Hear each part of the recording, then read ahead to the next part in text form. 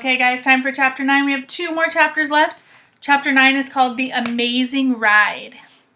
It says, the Pteranodon coasted down to the ground. He stared at Jack with his bright, alert eyes. What was Jack supposed to do? Climb on? But I'm too heavy, thought Jack. Don't think, just do it. Jack looked at the Tyrannosaurus. He was starting up the hill. His giant teeth were flashing in the sunlight. Okay, don't think, just do it. Jack put his book in his pack. Then he eased down onto the Pteranodon's back. He held on tightly. The creature moved forward. He spread out his wings and lifted off the ground. He teetered this way, then that. Jack nearly fell off. The Pteranodon steadied himself, then rose into the sky. Jack looked down. The Tyrannosaurus was chomping in the air, staring up at him. The Pteranodon glided away. He sailed over the hilltop. He circled over the valley, over all the nests filled with babies, over all the giant duck-billed dinosaurs. Then the Pteranodon soared out over the plain, over the Triceratops who was grazing in the high grass. It was amazing. It was a miracle. Jack felt like a bird, as light as a feather. Kind of like the picture on the cover of the book, right? The wind was rushing through his hair. The air smelled sweet and fresh. He whooped, he laughed. Jack couldn't believe it. He was riding on the back of an ancient flying reptile.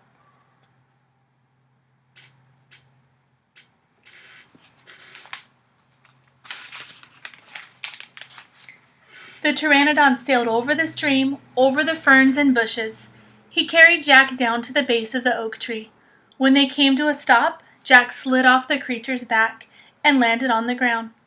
Then the Pteranodon took off again and glided into the sky. "Bye, Henry," whispered Jack. "Are you okay?" Annie shouted from the treehouse. Jack pushed his glasses into place.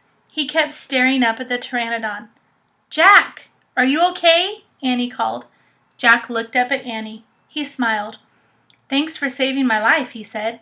"That was really fun." "Climb up," said Annie. Jack tried to stand. His legs were wobbly. He felt a bit dizzy. "Hurry!" shouted Annie. "He's coming!" Jack looked around and the Tyrannosaurus was heading straight toward him. Jack bolted up the ladder. He grabbed the sides and started up. "Hurry, hurry!" screamed Annie. Jack scrambled into the treehouse. "He's coming toward the tree!" Annie cried. Suddenly something slammed against the oak tree. The tree shook like a leaf. Jack and Annie tumbled into the books. "Make a wish!" cried Annie. "We need the book, the one with the picture of Frog Creek," said Jack. "Where is it?"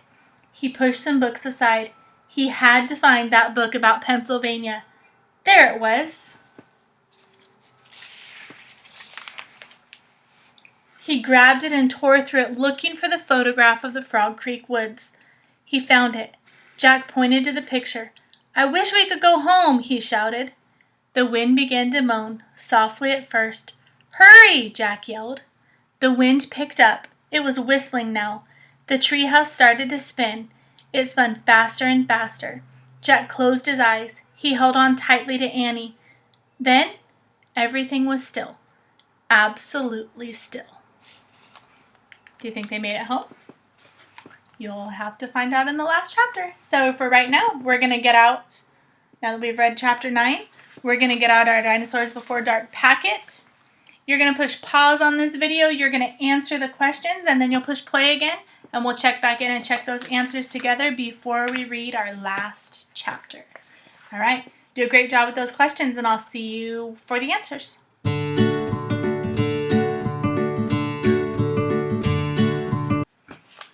Okay, here we go. So we just finished reading chapter 9, and hopefully you had a chance to do the questions. We're going to use our book to go back into the text and find evidence to be able to answer our questions and check to make sure our answers are correct.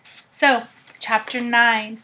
Your first question, number 1, says Jack was worried that he was A, too small for the hiding spot, B, too light for the Pteranodon, or C, too heavy for the Pteranodon. What did you think? Do you remember?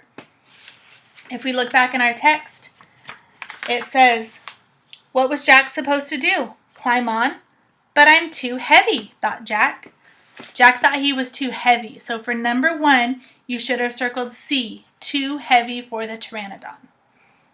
Number 2, when Jack landed, he felt... How did he feel? If we look in our text, the evidence here says he felt a bit dizzy. They felt kind of dizzy, like if you go on a merry-go-round or if you go on a roller coaster or a ride that spins really fast, sometimes you feel dizzy. That's how Jack felt when he got off of Henry the pteranodon. He felt dizzy.